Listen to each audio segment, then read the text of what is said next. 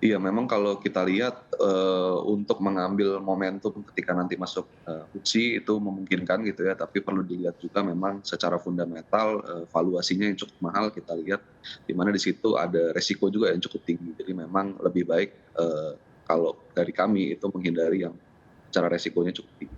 Secara fundamental juga akan ada re-rating sehingga memang lebih, justifikasinya lebih baik gitu ya, untuk masuk ke saham-saham tersebut. Tapi memang kalau secara flow gitu, kalau kita lihat sekarang dengan selesainya MSCI rebalancing, memang momentumnya ini, kita lihat, sudah habis gitu ya. Jadi nanti mungkin menunggu, rebalancing MSCI selanjutnya.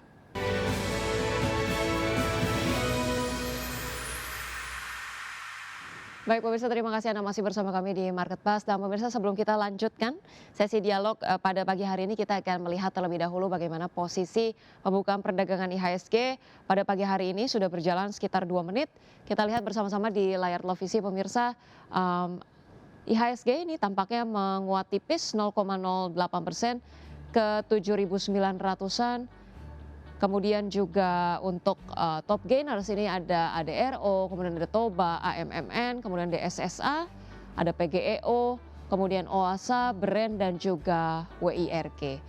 Kemudian pemirsa untuk jajaran top losers ini datang dari Cuan, kemudian Telkom, AADI, kemudian Film, ada BBNI, pemirsa BRPT, Indef, TAPG, KPIG, PTBA dan juga SGER.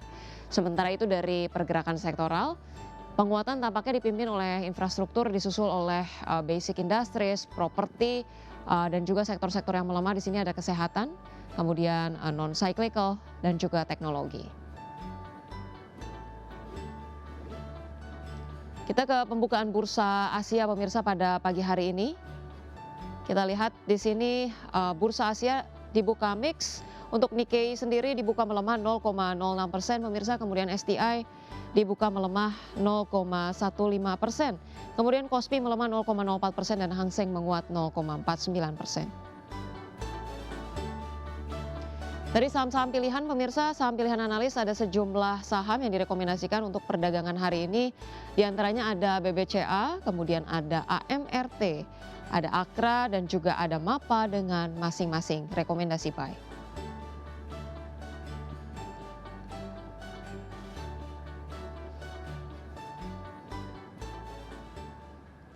Baik, kita kembali bergabung bersama dengan Pak Danang. Pak Danang, tadi kalau kita lihat IHSG pada pagi hari ini dibuka menguat tipis sekitar 0,06%. Kemudian juga sejumlah top gainers tadi ada salah satu yang saya perhatikan ini ada DSSA masih lanjut menguat. Kemudian Aman Mineral yang kemarin melemah sekarang mulai ada kenaikan. Anda melihat untuk DSSA sendiri ini melanjutkan penguatan sejauh apa nih Pak Danang? Apakah kemudian sudah mendekati resistance atau masih ada penguatan yang bisa lebih banyak lagi nih Pak Danang?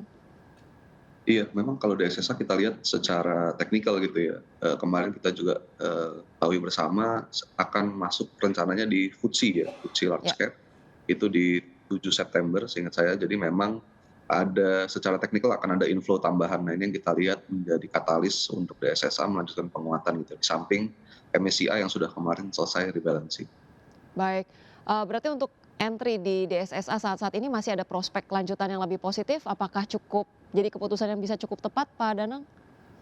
Iya, memang kalau kita lihat, untuk mengambil momentum ketika nanti masuk, FTSE itu memungkinkan gitu ya, tapi perlu dilihat juga memang secara fundamental, valuasinya yang cukup mahal kita lihat, di mana di situ ada resiko juga yang cukup tinggi. Jadi memang lebih baik, kalau dari kami itu menghindari yang secara resikonya cukup tinggi.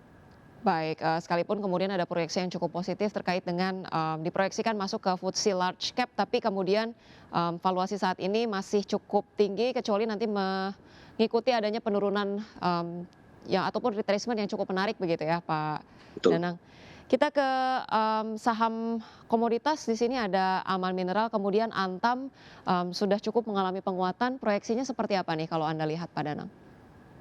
Iya, untuk Aman dan Antam gitu ya, karena memang kalau kita lihat basis utamanya emas gitu ya, tapi mungkin kalau Aman ada tembaga, kemudian kalau Antam nikel gitu ya. Kalau kita lihat dari pasar komoditas memang, dengan tadi ya background penurunan suku bunga gitu ya, kita harapkan ke depan terutama dari US, itu memang, komoditas ini, biasanya menjadi salah satu yang diuntungkan gitu ya dengan Ya. adanya pelemahan dari suku bunga. Tapi perlu kita lihat lagi karena backdrop ekonominya memang kita lihat pertumbuhan ini masih cukup stagnan gitu ya secara global. Nah ini sehingga menurunkan tadi ya katalis yang seharusnya positif ini menjadi netral jadi kalau Baik, baik. Sementara itu untuk saham-saham konglomerasi Prajogo Pangestu, Pak Danang, kalau kita lihat di sini ada Cuan dan juga PTRO, ini ada BRPT, masing-masing tampak melemah. Anda lihat proyeksinya seperti apa untuk perdagangan di pekan ini, Pak Danang? iya, kalau kita lihat mungkin pekan ini masih akan melemah gitu ya. Kita lihat mungkin nanti apabila ada aksi korporasi lebih lanjut gitu ya, mana kalau kita lihat mungkin ada beberapa proyek yang akan digarap dari emiten dari Prajogo Pangestu itu mungkin akan rating dari sisi valuasi gitu ya. Jadi secara fundamental juga akan ada re-rating sehingga memang lebih justifikasinya lebih baik gitu ya untuk masuk ke saham-saham tersebut. Tapi memang kalau secara flow gitu, kalau kita lihat sekarang dengan selesainya MSCI rebalancing, memang momentumnya ini kita lihat sudah habis gitu ya. Jadi nanti mungkin menunggu rebalancing MSCI selanjutnya. Baik, untuk PTRO, BRPT, dan juga Cuan tadi masih kemudian wait and see menantikan adanya aksi-aksi korporasi lebih lanjut atau penguatan fundamental lebih lanjut ya. Kita bahas ke saham-saham pilihan Pak Danang. Tadi ada sejumlah saham yang direkomendasikan, ada BBCA, AMRT, Akra, dan juga MAPA. Untuk BBCA terlebih dahulu, valuasinya cukup menarik saat ini. Anda rekomendasikan untuk boleh mulai cicil atau boleh entry cukup besar nih Pak Danang? Iya, untuk BBCA sendiri kalau kita lihat sebenarnya ini sudah menjadi entry point yang menarik ya. Jadi memang bisa mulai melakukan pembelian secara bertahap gitu ya. Sehingga nanti ketika mendekati 8.000 mungkin kita bisa mulai collect sedikit-sedikit gitu ya. Karena memang dari result yang disampaikan di 7 bulan itu memang kita lihat loan growth-nya masih positif, kemudian dari sisi net profit juga positif. Kemudian kita lihat juga dari sisi kemarin Pak Peri menurunkan suku bunga, ini kita lihat juga akan dampak ke likuiditas perbankan ini akan sangat baik. Jadi sehingga ada perbaikan net interest margin untuk perbankan, terutama juga di BBCA. Baik, untuk BBCA ada proyeksi yang positif ke depannya direkomendasikan bisa cicil beli kalau sudah menyentuh 8.000 boleh tambah posisi begitu ya Pak Danang ya. Iya, Kita ke AMRT ada sentimen positif apa Pak atau kemudian ada penguatan yang diproyeksikan terjadi secara teknikal? iya. AMRT ini memang secara teknikal gitu ya, kalau kita lihat secara jangka panjang memang sudah sideways cukup lama gitu ya, dan memang sudah mendekati dari sisi dia punya resistance gitu ya, sisi support gitu ya, sehingga memang kalau kita lihat secara teknikal juga cukup menarik. Dan memang dari sisi target price secara fundamentalnya pun kita hitung itu di 2.850 gitu, sehingga memang upside-nya kita lihat cukup menarik ke depan. Baik, ada potensial upside yang cukup menarik untuk AMRT ya, support di 2.280 dan resistance di 2.850. Kita ke Akra, untuk Akra proyeksinya seperti apa nih Pak Danang? Iya, Akra ini sebenarnya kita lihat pertama diuntungkan dengan perkembangan pertambangan gitu ya, mining di Indonesia yang cukup pesat, baik di nikel kemudian dari sisi pertambangan lainnya. Nah ini kan dia sebenarnya mendistribusikan solar gitu ya, sehingga kita lihat ke depan ini akan menjadi baseline yang cukup baik. Kemudian di sisi lain ada tambahan dari penjualan tanah di Gresik gitu ya, di Surabaya, sorry, di JP-nya dia.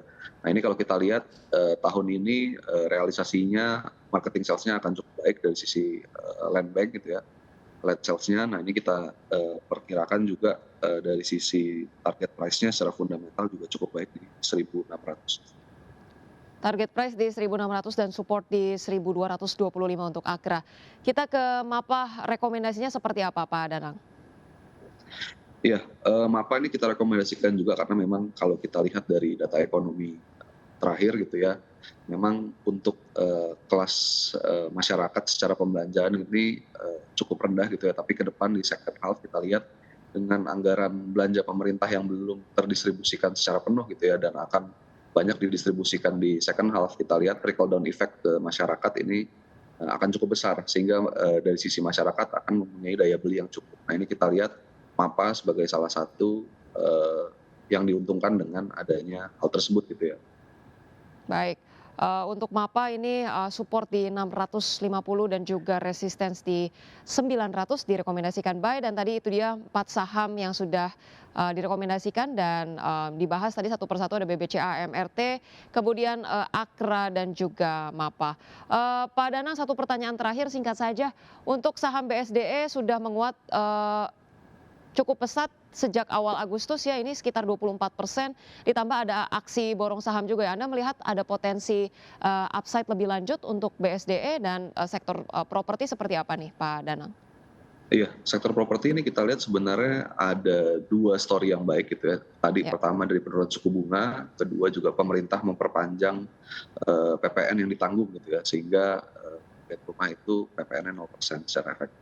Ini kita lihat menjadi dua katalis utama gitu ya. Ya. Kemudian juga kalau kita lihat selama 2 tahun kebelakang sektor properti ini cukup ditinggalkan gitu ya. Sehingga kalau kita lihat pembalikannya sekarang ini jadi katalis yang positif juga. Jadi sehingga kita lihat ini salah satu sektor yang menarik dengan adanya penurunan suku bunga.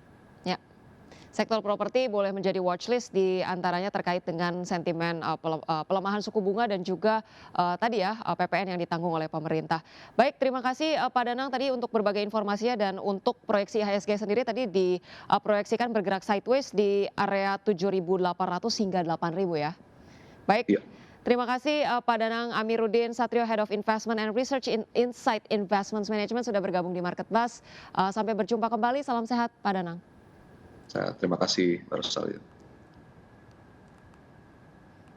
Ya, baik pemirsa, kita akan ke informasi lainnya dan kita akan melanjutkan dengan informasi terkait dengan emiten ya dan juga makro. Tapi kita akan bergabung dengan rekan Fajar Wayong. Baik, Fajar, ada informasi apa usai jeda berikut ini? Ya, Ocha, banyak sekali informasi dari emiten begitu ya. Salah satunya adalah Wakil Presiden Direktur BSDE, Michael Wijaya, yang menambah kepemilikan di saham BSDE melalui transaksi pembelian 3,29 juta unit saham. Tapi informasi selengkapnya akan kami hadirkan usai jeda, tetaplah bersama kami.